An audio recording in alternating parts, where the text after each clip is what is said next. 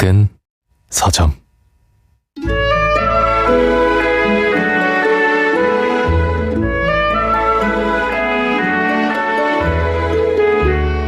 (1970년대) 후반 칼 세이건을 비롯한 몇몇 천문학자는 성간 우주 탐사선 보이저호의 발사를 앞두고 두고두고 회자될 사랑스러운 아이디어 하나를 떠올린다.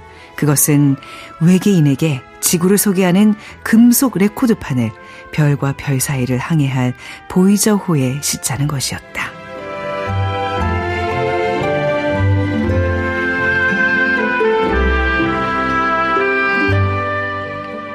안녕하세요. 작은 서점 아나운서 최현정입니다. 하미나 작가의 나를 갈라 나를 꺼내기 도입부 문장으로 열었습니다. 작가는 여러 장르를 넘나들면서 끊임없이 진실을 추구해 나가는데요.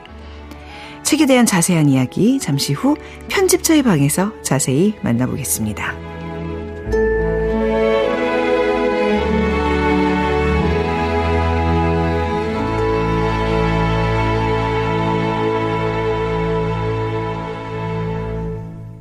자, 이번 한 주 작은 서점에서 마련한 책 선물이 있습니다.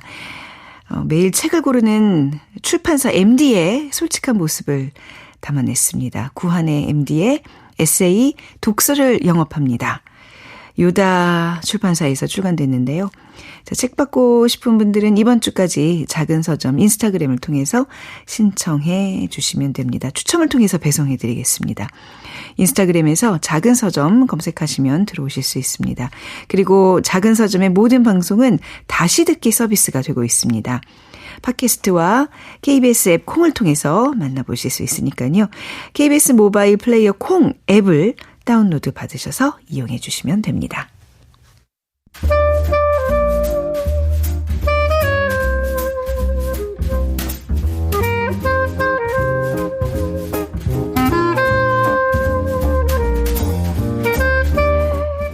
편집자들의 전성시대를 맞이합니다. 편집자의 방.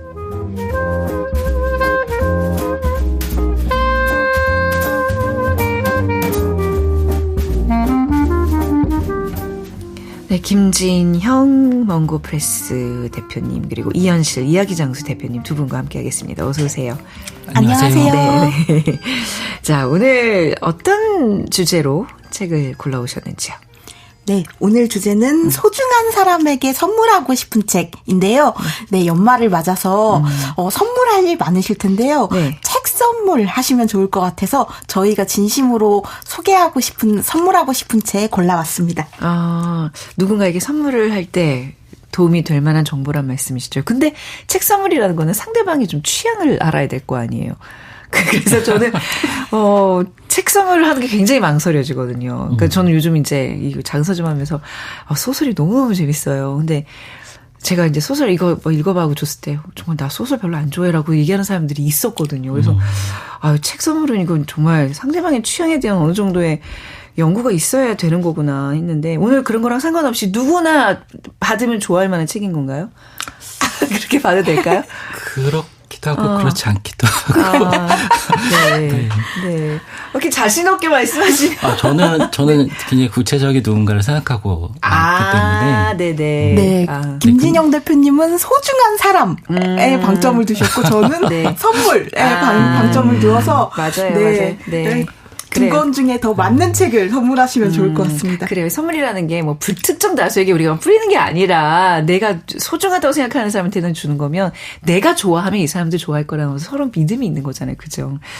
자, 그러면 이현실 대표님의 책부터 만나보도록 하겠습니다. 네, 제가 선물하고 싶은 책은 네. 오드리 니페네거의 심야 이동 도서관이라는 책이에요.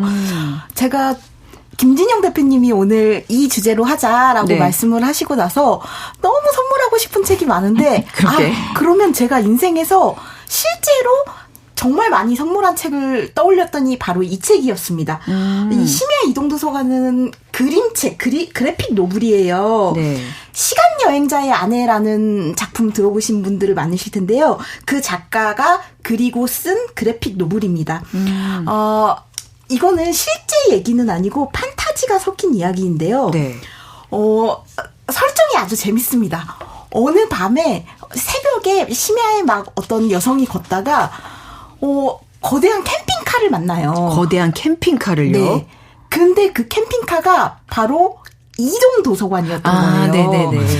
요즘 세대들은 혹시 이동도서관 모르시는 분들도 있을 수 있을까요? 저는 어렸을 때 이동도서관을 참 많이 이용을 했는데요.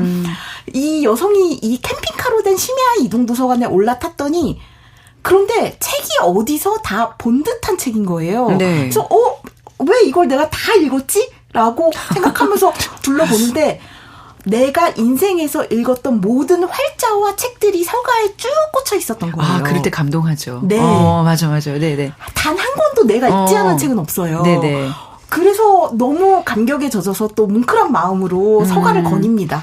그런데 이 심야 이동도서관은 해 저물 때 열어서 동틀역에 이제 끝이 나요. 그래서 동틀역에는 나가야 되는 거예요. 아, 정말 말 그대로 심야 네. 운영을 하는 거군요. 네네.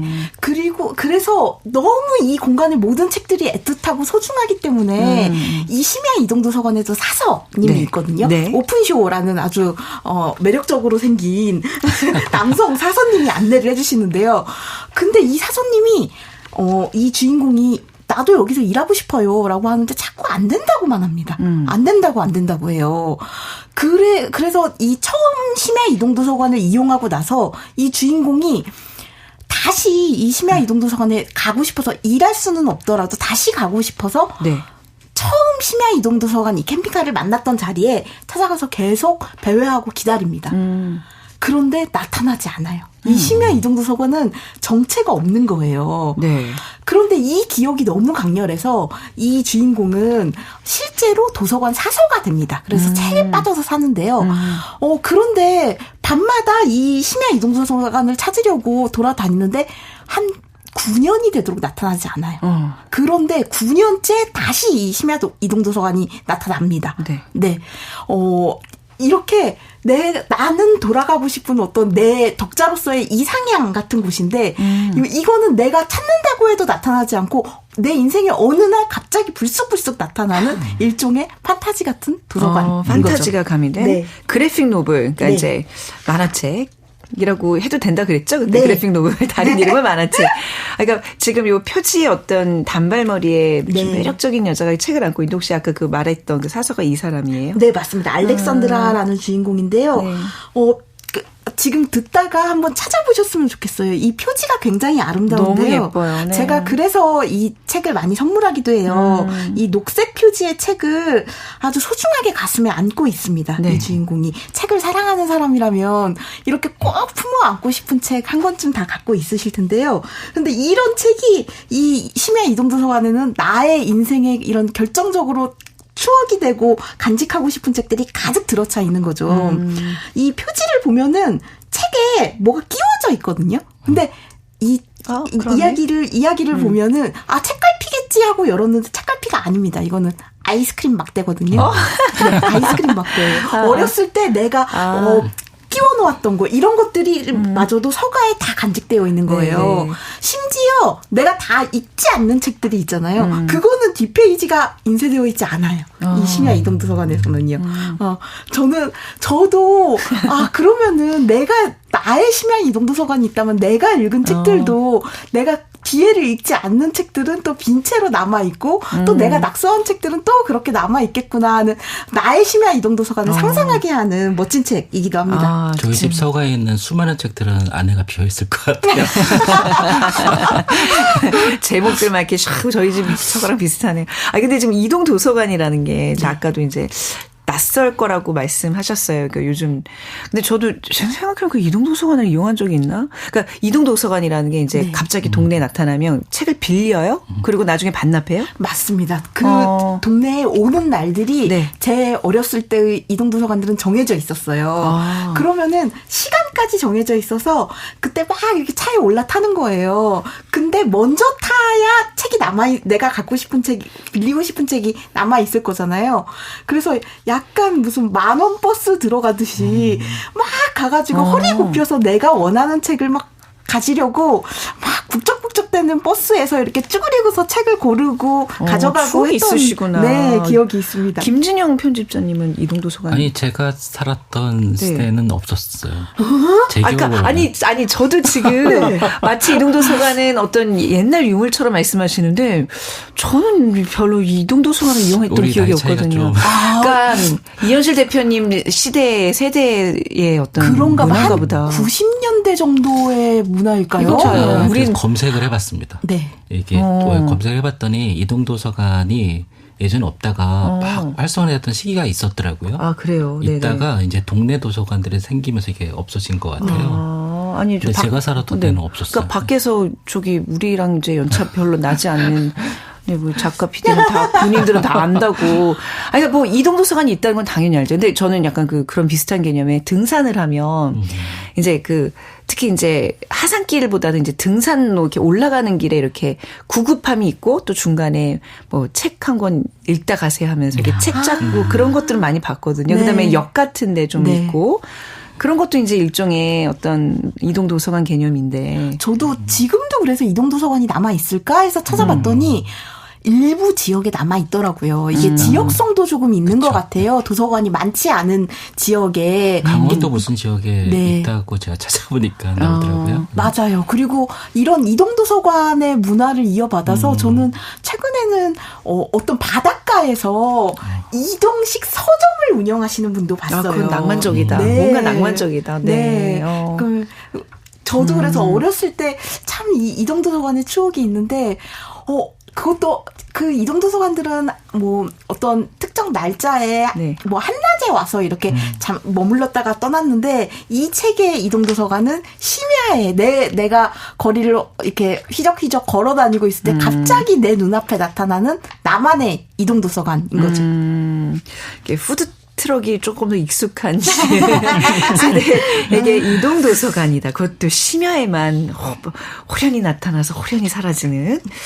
뭐 굉장히 말만 들어도 되게 환상적인 그런 설정인데 여기 심야 이동도서관을 발견한 주인공 아까 전에 알렉산드라라고 하셨죠. 심야 이동도서관에서 계속 즐겁게 독서를 한다는 이야기인가요? 전문적인 독서가가 점점 되어가는 것 같아요. 이 심야 이동도서관에서 이 독서가로서의 나의 자화상도 바라보고 저는 이런 묘사들이 참 좋았는데요.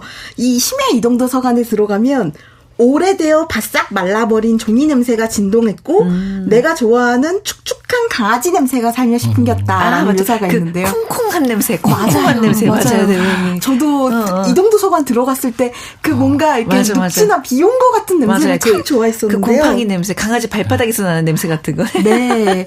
그래서 그런데 이 심야 이동도서관에서 일하고 싶은데 자꾸 사서가 안 된다고 하니까 그냥 일반 도서관의 사서로 이제 취업을 하게 돼요.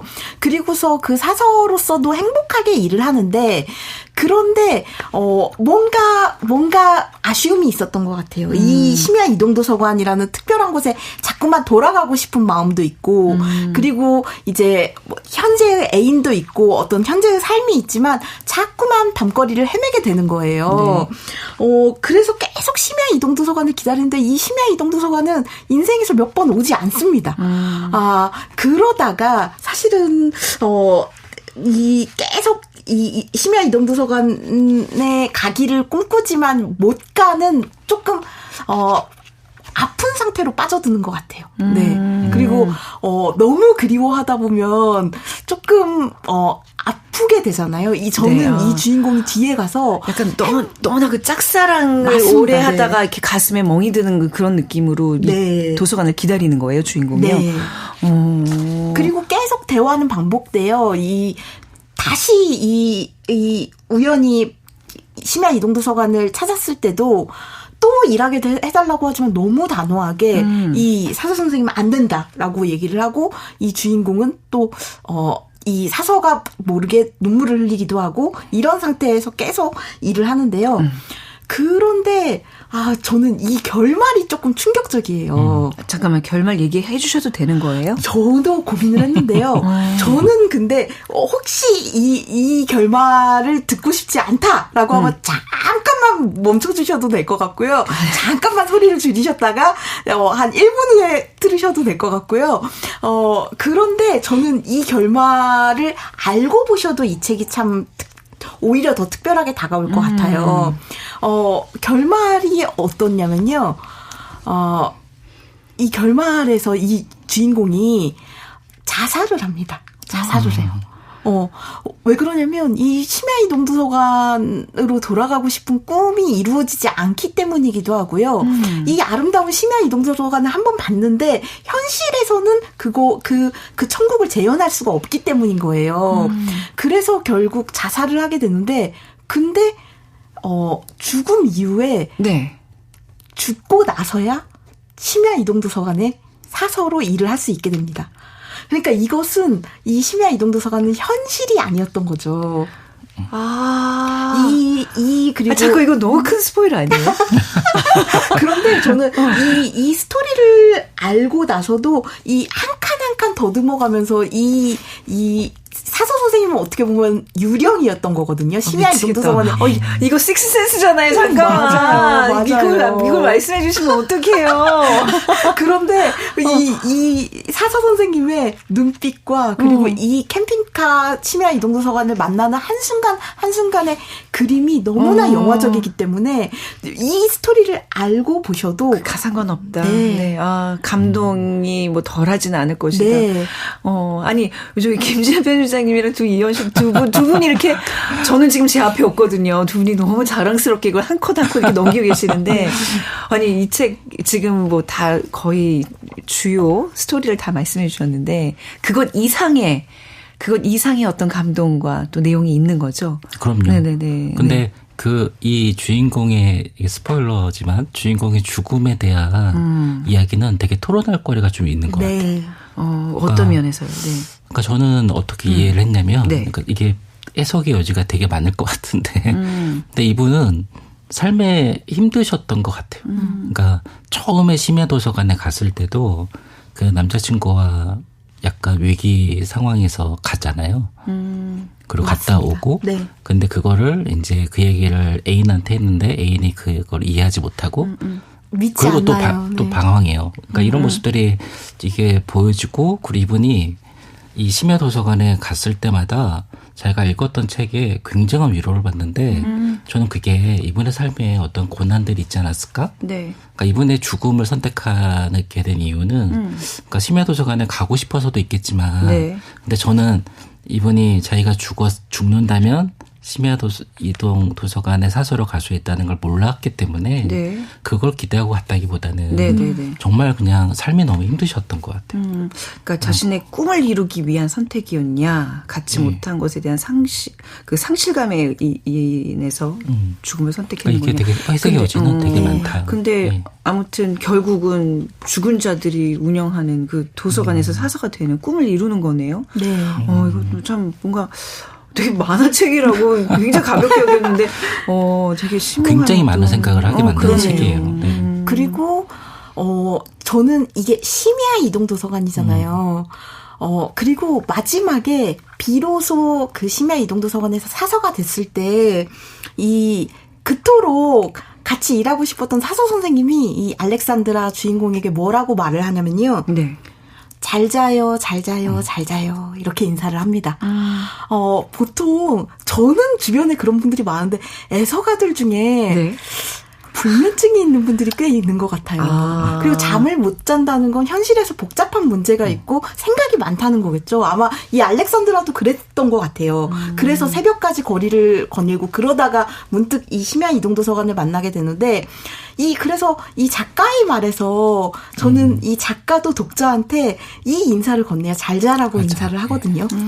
저는 그래서 이 책이 제 집에 서가에도 액자처럼 이렇게 서가에 놓여 있는데요.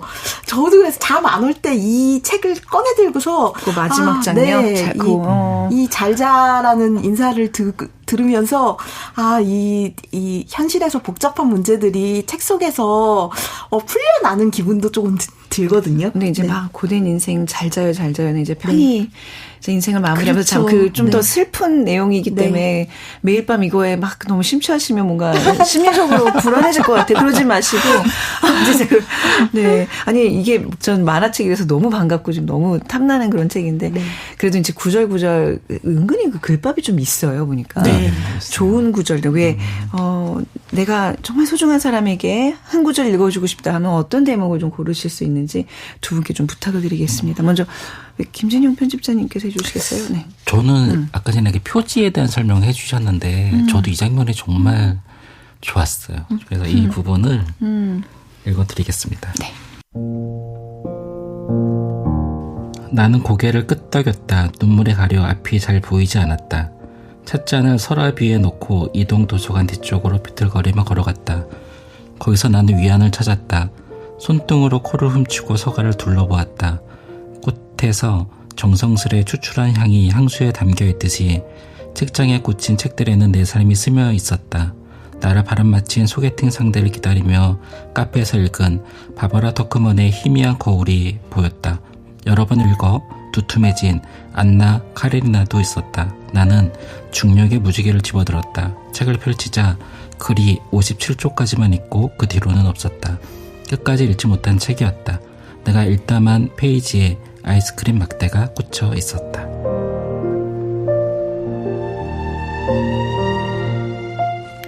그 아까 아이스크림 막대 꽂 그래요. 그 책을 여러 번 읽으면 정말 두툼해진다는 게 맞는 것 같아요. 맞아요. 네네. 그 사이에 뭔가 뭐 이물질이 껴서 뭐 책이 좀 그 한 페이지 한 페이지 종이가 불어서 그런 것도 있지만 뭔가 정말 내 인생 뭐 혹은 또 다른 사람들의 인생도 스며들고 그러면서 두꺼워지는 그 신비한 경험들. 갑자기 그게 좀 그 부분이 굉장히 또 멋지네요. 네. 자, 그럼 우리 이현실 대표님도 한 부분. 네. 이 책은 김진영 대표님이 말씀하신 것처럼 어떻게 해석하느냐에 따라서 정말 볼 수 있는 여지가 많은데 작가가 이 책을 어떻게 썼고 어떤 의도로 썼는지를 조금 힌트를 준 부분이 있어요. 작가의 말 일부를 낭독해드리겠습니다.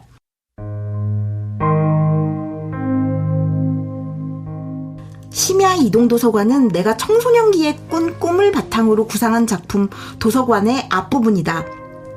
나는 꿈속에서 툭 하면 죽어버렸다. 문고리를 잡았기 때문에 죽거나 재채기를 해서 죽는 등 죽을 상황이 아닌데 죽어버리곤 했다. 한 번은 어떻게 죽었는지 기억나지 않는 꿈을 꾼 적이 있다. 죽은 나는 할머니 댁을 돌아다니다가 부엌 찬장 뒤에서 작고 검은 문을 발견했다. 문을 열고 들어가자 커다란 방이 나왔다. 층층이 쌓인 책, 푹신한 의자, 두꺼운 카펫, 피아노가 보였고 길쭉한 탁자 위에서 초록색 램프에 작고 노란 불빛이 어서 오라고 손짓했다. 그곳은 도서관이었다. 천장은 매우 높았다. 아니, 천장이 있어야 할 곳에 머나먼 밤하늘이 있었다. 또 하나 신기했던 것은 방에 들어가자마자 내가 살아났다는 것이다. 꿈에서 깨어난 뒤 내가 일종의 천국에 다녀온 것임을 깨달았다. 처음에는 책 읽는 여자의 비밀스러운 삶에 관한 이야기를 쓸 생각이었다. 그런데 차츰 쓰다 보니 책이 독자를 사로잡는 이야기이면서 내면의 삶과 외면의 삶 사이의 불균형에 대한 이야기, 텍스트의 유혹을 경고하는 이야기이기도 했다.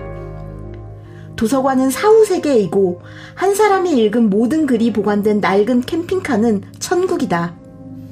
이 천국은 대체 무엇일까? 우리가 몇 시간씩, 몇 주씩, 평생토록 책을 읽으며 갈망하는 것은 무엇일까? 오후에 완연한 햇살 아래 아늑한 의자에 앉아 아끼는 책을 영원히 읽을 수 있다면 여러분은 무엇을 희생할 수 있겠는가? 굉장히 아름다운 작가의 말이죠. 네, 저도 평생 평생 이렇게 책만 읽으면서 살 수 있다면 나는 뭐를 희생할 수 있을까 그런 뭘 희생할 수 있을까. 네. 그 결말이 좀 그 주인공의 죽음이라는 좀 으스스한 그런 좀 예기치 못한 좀 약간 좀 의외였거든요. 그렇게 흘러가긴 했지만 그 뭔가 이 두 분에게 있어서는 책이 이제 직업인 분들이잖아요. 책의 그 아름다움에 막 붙들려 살면서도 또 이렇게 또 현실과 책이 이렇게 다르구나. 이 괴리를 가장 또 크게 느끼시는 분들일 거란 말이죠. 어떠세요? 지금 이 도서관, 심야 이동 도서관 얘기를 하면서, 나의 이 직업에 대한 생각도 조금 다시 하게끔 될 것 같아요. 그죠? 이 책의 나의 그 감정에 대한 총평이랄까요? 한마디씩 좀, 해주신다면. 저는 그런 상상도 해봤는데, 네. 정말 보기 싫은 책도 꽂혀있을 것 같아요. 왜 아니겠어요? 진짜 왜 아니겠어요? 그렇네요. 제가 만들었는데 정말 내 자신이 후회되는 미워요? 책이 있거든요. 잘 못 만들어서. 또는 정말 이거는 참 얘기하기 좀 그렇지만 세상에 나오면 안 되는 책도 참 만들었거든요. 잠깐만. 좋지 못한 책도 만든 기억이 있고 저는. 뭐 어쩔 수 없었지만. 세상에 나쁜 책은 없다. 그렇지는 않아요? 나쁜 책이 있어요? 모르겠습니다. 네. 그런데. 제가 스스로 생각할 때는. 네. 근데 이제 편집자들은 책도 만들고 또 이게 원치 않아도 책을 더 많이 봐야 되고. 네. 막 그런 게 막 꽂혀 있을 것 같다는 생각이 혼자서 들어서. 네. 그런 생각하면은, 이제부터라도 정말 좋은 책만 만들어야 되겠다. 이런 생각도 좀 들고. 근데 좋은 책들이 돋보이려면 또 좀 그렇지 못한 책들이 주변에 있어요. 인생 다 그렇잖아요. 제일 소관에 있을 거잖아요. 네. 그러니까 지워버리고 싶은 책도 꽂혀 있겠다. 네. 이런 생각이 한편으로는 살짝 들었습니다. 그래요. 그 도서관이라는 것 자체가 크든 작든 그냥 하나의 어떤 그 생명체라고 생각하면 내 몸에 좀 아픈 부분도 있고 좀 덜 떨어진 부분도 있고 훌륭한 부분도 있고 이렇듯이 그렇네요. 우리 이현실 대표님. 우리들의 심야 이동 도서관의 서가 한 켠은 정말로 우리가 만든 책으로 구성이 되어 있을 텐데요. 네. 전 근데 편집자가 되고 나서도 저는 이 주인공의 마음을 되게 이해할 수 있을 것 같은 순간이 있는데요.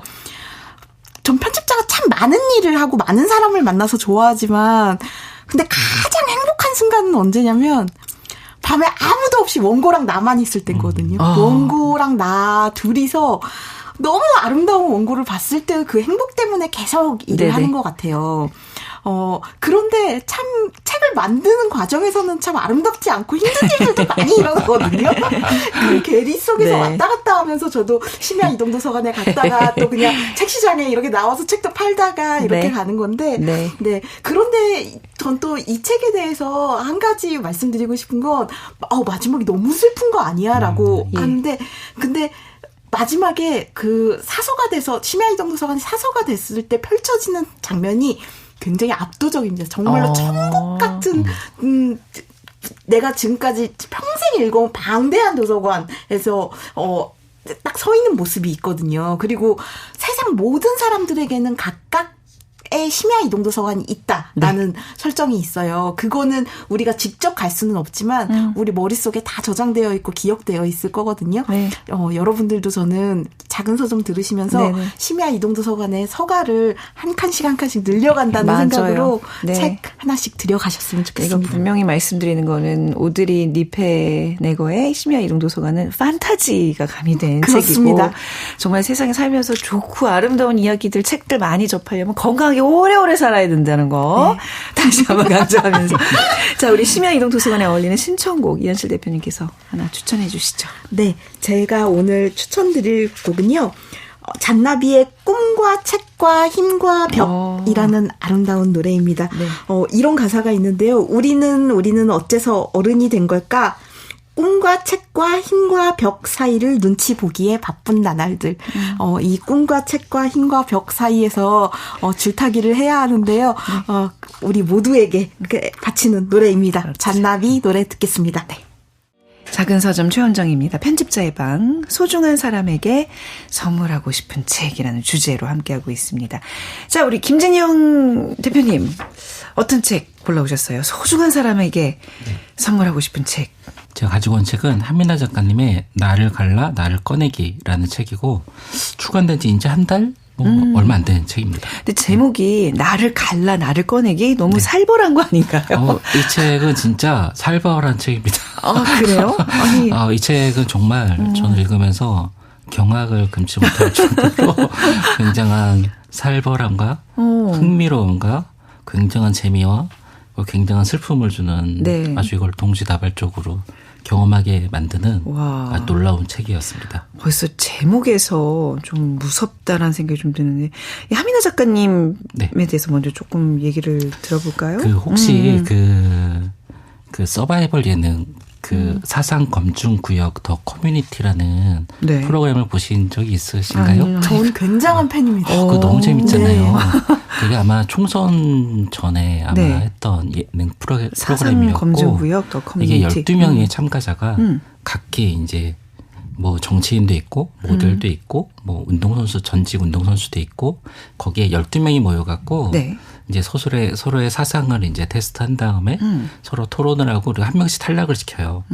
그래서 이게 12회차까지 가는데 거기에 이 한민아 작가님이 출연을 합니다. 그러셨어요. 네. 네, 출연을 해 하셨고 12명이서 9일간을 지내는데 한민아 작가님이 6일째 되는 날 탈락하세요. 거기서 약간 유명해지셨고 그 전에 지금으로부터 4년 전에 이제 미쳐있고 개성하며 오만하고 똑똑한 여자들 네. 이런 책을 내셨는데 그 책이 굉장히 화제작이 됐었어요. 그 책이 20, 30대 여성의 우울증을 네. 다루는 책이었고 당사자의 시각으로 이제 당사자의 이야기를 하는 책이었는데 정말 좋은 이제 당사자의 시각을 담은 당사자의 이야기를 담은 정말 좋은 책은 당사자의 이야기뿐만이 아니라 모든 세대의 이야기, 그 사회의 구조적인 문제, 본질적인 문제를까지 다가간다는 것을 그 책이 정말 여실히 보여줬었거든요. 그리고 그 뒤로도 에세이집이 하나 나왔고 네. 저는 이 책이 그 미쳐있고 개성하며 오만하고 똑똑한 여자들을 미개의 오똑이라고 우리가 많이 불렀는데 네, 네. 그 책이 약간 후속편처럼 읽었는데 근데 단순한 후속편이 아니라 거기서부터 훨씬 더 확장되는 책인 것 같아요. 저는 정말 이 책을 읽으면서 굉장히 놀라웠고 도대체 이 하미나 작가님의 이 도약은 어디까지 도약하는가 이런 고민, 이런 생각을 하면서 이 책을 읽었습니다. 네, 우리가 항상 그 책을 이렇게 가져오시면 그래도 책 표지에 대한 얘기를 하는데 조금 좀 기존의 책들과 좀 달리 그렇죠? 흑색 바탕에 흰색 글씨로 그냥 페이지 한 펜을 그냥 이렇게 꺼내놓은 것 같은 정말 꺼내놨네요. 이것도 갈라주고 꺼내놨네 진짜 그런 네. 의미군요. 네, 자 오늘 이 주제가 이제 소중한 사람에게 선물하고 싶은 책인데 이 책을 좀 구체적으로 누구에게 선물하고 싶다라는 생각을 하시면서 골라오셨다면서요. 제 네. 딸에게. 네네. 저는 이 책을 읽으면서 굉장히 즐겁기도 했고 굉장히 슬프기도 했어요. 네네. 굉장히 슬프기도 했고 그리고 막 때로는 약간 눈물도 좀 났는데 막 울면서 굉장히 간절해졌는데 간절함이 네. 제 딸이 새해 첫 책으로 이 책을 꼭 읽었으면 좋겠다라는. 새해 첫 책으로요? 네, 새해 첫 책으로. 왜냐하면 이번에 고등학교를 졸업하기 때문에 물론 이제 고등학교도 세상이 있지만 네. 새로운 이제 세상 네네. 첫 발을 내딛으면서 마주볼 때 이 책을 저는 우리 딸이 꼭 읽었으면 좋겠다라는 생각으로 네. 이 책을 선택을 했습니다. 그러니까 올해 수능을 본 이제 고3 따님에게 추천하면서 또 직접 오늘 따님도 이 스튜디오에 데리고 오셨잖아요. 본인은 몰라요. 이 책을 소개하는지 모르고. 그래요. 네. 밖에서 지금 아빠 방송하는 모습을 지켜보고 있는데 이 책 꼭 읽으란다. 예지? 우리 예지야. 네. 네. 근데 왜, 그러니까 본인이 이 책 읽으면서 막 괴롭고 즐겁고 많은 그 생각들이 있었다 그러는데. 네. 그건 이제 우리 아버님 생각이시고 딸에게 어떤 영향이 좀 있었으면 해서 추천을 하시는 거예요? 그러니까 하미나 작가 이 책은 사실은 과학과 문학을 넘나드는 책인 것 같아요. 과학과 이분이 일단은 과학 연구자이셨고 네. 과학사와 과학 철학을 연구했던 연구자이셨고 학계에 있다가 어떠한 아주 치명적인 어떠한 사건을 겪으시고 네. 이제 학계에서 나와서 작가로 지금은 활동을 하시죠. 근데 그 과정들이 저는 굉장히 우리 딸에게 네. 그 과정들이 그러니까 그 과정들은 굉장히 특별한 경험들이기도 하지만 어쩌면 우리 사회에서 굉장히 보편적으로 경험하게 되는 일들일 수도 있겠다는 생각이 들었어요. 그 한민아 작가가 겪었던 이 어려움들, 이런 과정들. 그러니까 뭐 예를 들면 이런 겁니다. 한민아 작가님이 과학사 연구를 할 때 과학사 연구를 하고 과학 철학 하는 연구자들 가운데 여자들이 거의 없어요. 네. 그래서 한민아 작가가 대학원 석사 논문으로 여성 우울증 문제를 다루고 싶어 하는데 네네. 여성 우울증을 이해할 수 있는 지도 교수가 없는 것이죠. 그 논문에서 여성 우울증을 다루는 이 하나의 절 통째로 삭제하게 되는 일을 하게 됩니다. 그리고 또 하나는 대학원에서 교수로부터 성폭행을 당해요. 그러니까 이런 과정들, 법정인 싸움을 하는 과정들이 나오고 예. 그런 과정들을 겪으면서 이제 연구자의 길이 아니라 이제 학계 밖으로 나오는 과정들이 나와요. 근데 이런 것들에 대해서 경험하고 맞설고 싸우고 또는 그걸 극복하고 근데 그걸 단순히 그런 트라우마를 움켜쥐는 데서 그치지 않고 이것을 네. 하나의 동력으로 삼아서 네. 굉장히 활발하고 굉장히 제가 볼 때는 기세가 넘치고 네. 굉장히 명랑하시고 그런 면모로 그것을 헤쳐나가는 모습들이 굉장히 감동적으로 나와 있습니다. 아니 그 친구도 아니고 딸에게 추천하는 책이라면 얼마나 심혈을 기울여서 고르셨겠어요. 근데 지금 나를 갈라 나를 꺼내기 여기는 한 이제 여성이 살아가면서 뭐 나 자에 대해서 인생에 대해서 사회에 대해서 또 여성 문제에 대해서 고루고루 조금 고민할 수 있는 근데 조금 너무 방대해서 네.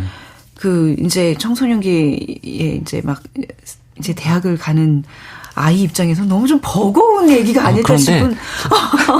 제가 어떤 네. 그런 부분만 말씀을 드렸는데 네. 한편으로는 이 책이 굉장히 더 즐거운 책이에요. 아 그렇다면 과학사 이야기가 굉장히 재밌습니다. 아까 우리가 네. 그 첫 문장 소개해드렸었잖아요. 네, 보이저호 네. 얘기. 네. 그러니까 그런 식으로 과학을 좀 접목시켜가지고 얘기를 좀 풀어나가나 네. 보죠. 네. 그래서 이분은 과학 연구자였기 때문에 과학사 이야기들을 가지고 와서 이야기를 하는데요. 네. 근데 과학사에서 과학적인 전통 위에서 이 역사들을 다루면서 비과학적인 어떠한 관습, 뭐 네. 통념 이런 것들을 하나씩 끄집어내서 네. 그것들을 막 깨트려요.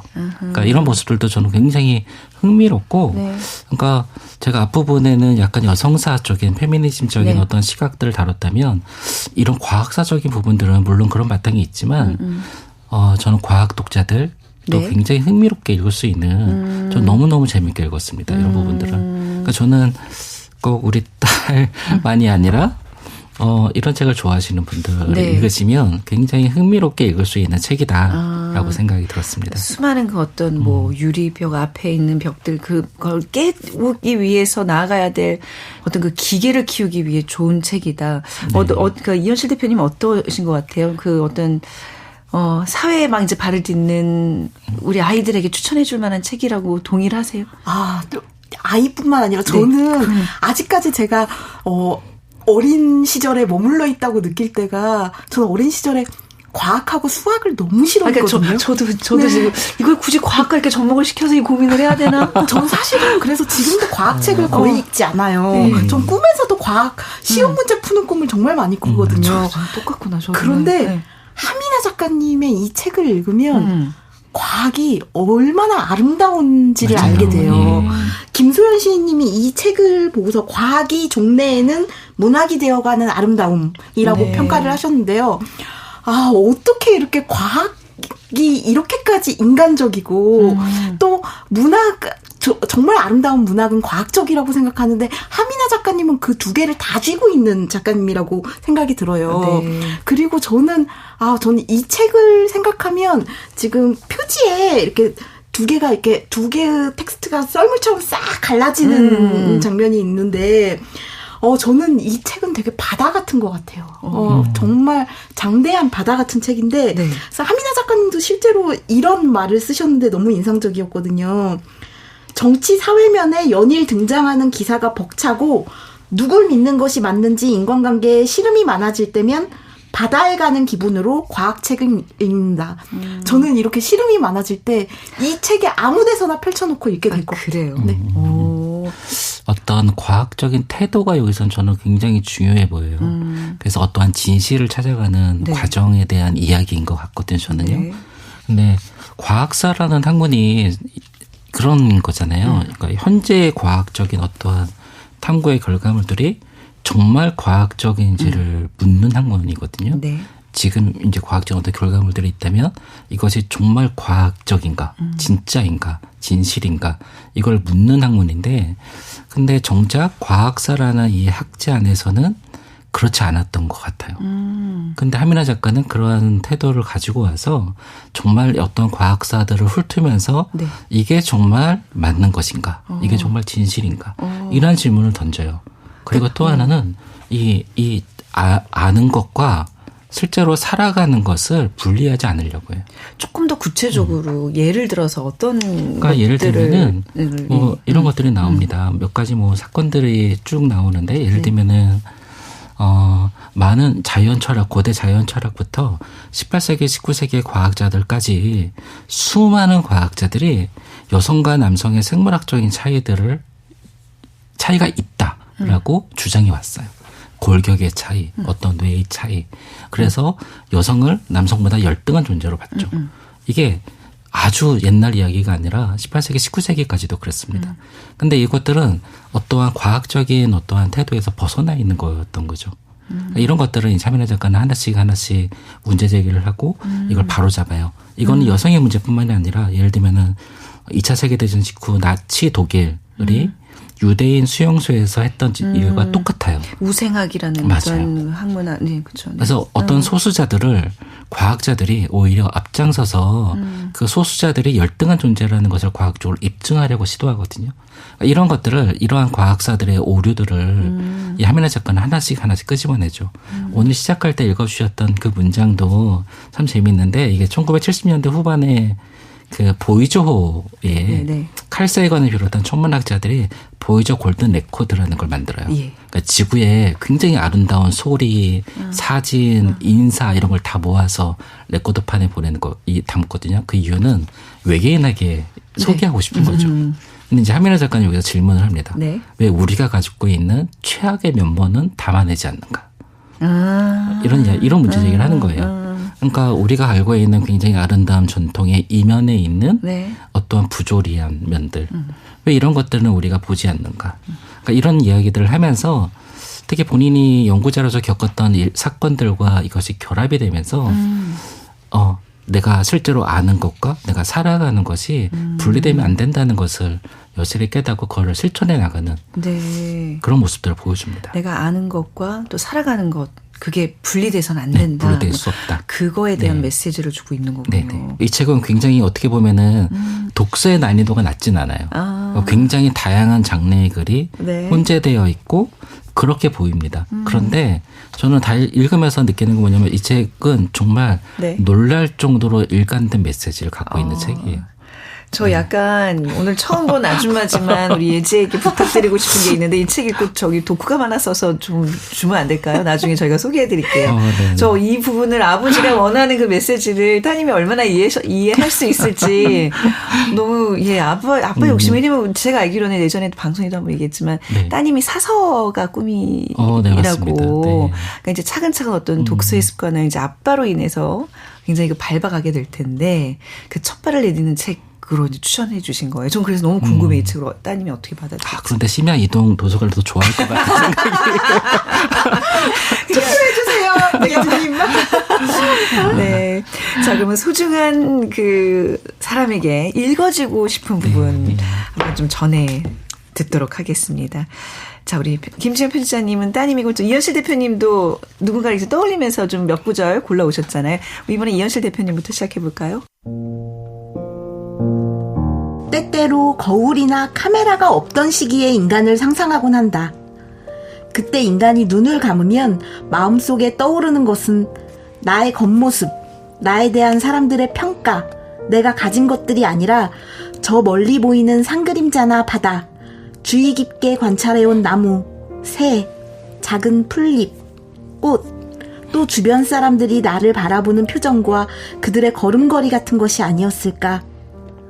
나는 겪어본 적 없는 시기를 그리워한다. 카슨이 자기 장례식장에서 읽어달라고 했다는 바다의 가장자리 마지막 장을 읽으며 영원한 바다의 리듬 위에서 투명하고 광활해진 그를 본다.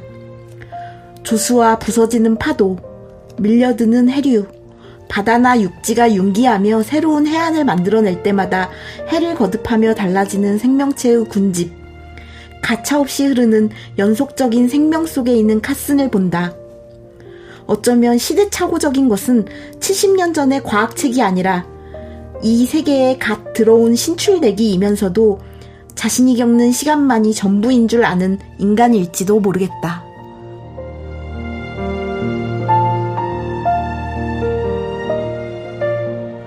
와, 이 과학을 이렇게 문학적이고 아름다운 문장으로 펼쳐놓는 하민아 작가님이 저는 이 문장 하나하나 읽을 때마다 너무 짜릿하게 느껴져요. 이런 거구나. 네. 직접 읽어주시니까 이런 거구나. 무릎을 좀 치게 되네요.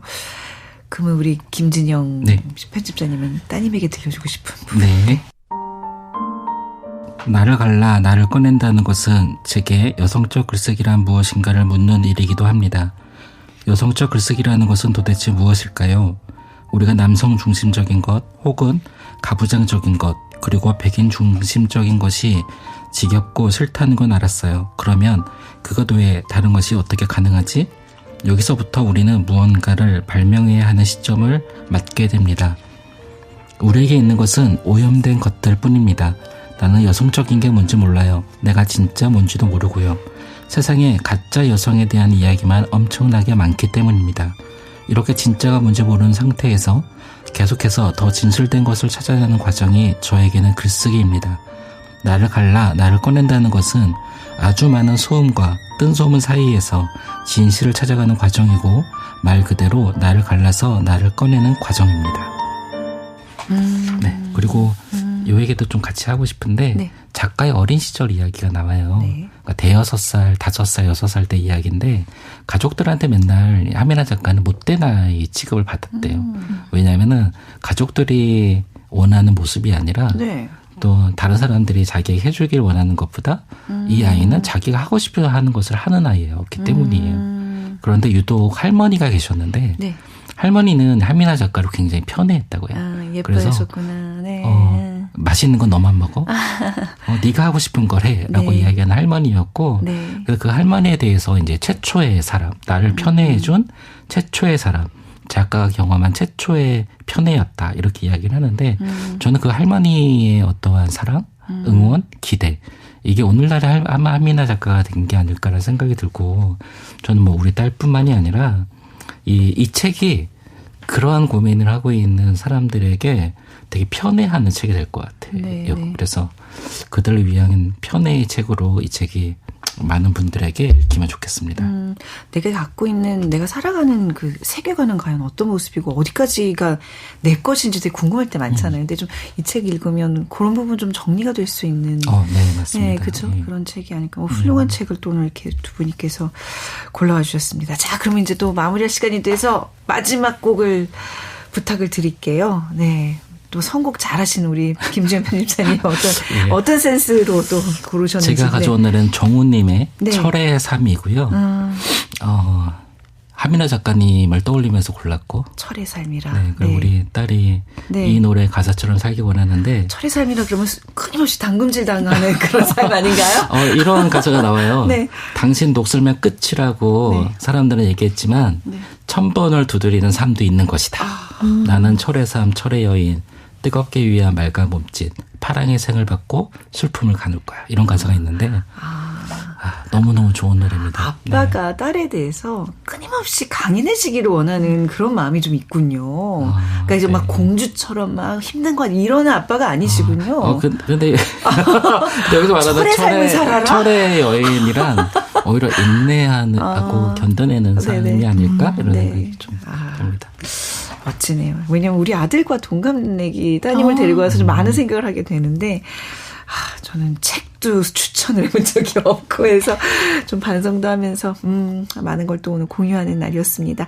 자, 오늘 소중한 사람에게 선물하고 싶은 책 오드리 니페네거의 심야 이동도서관 그리고 한민아 작가의 나를 갈라 나를 꺼내기 우리 청취자 여러분들도 꼭 한번 마주하셨으면 좋겠습니다. 자, 오늘 두 분 여기서 인사 나누고요. 네, 오늘 끝곡 정회철의 삶 띄워드리면서 저도 오늘 문 닫겠습니다. 함께해 주셔서 고맙습니다. 고맙습니다. 지금까지 아나운서 최은정이었습니다.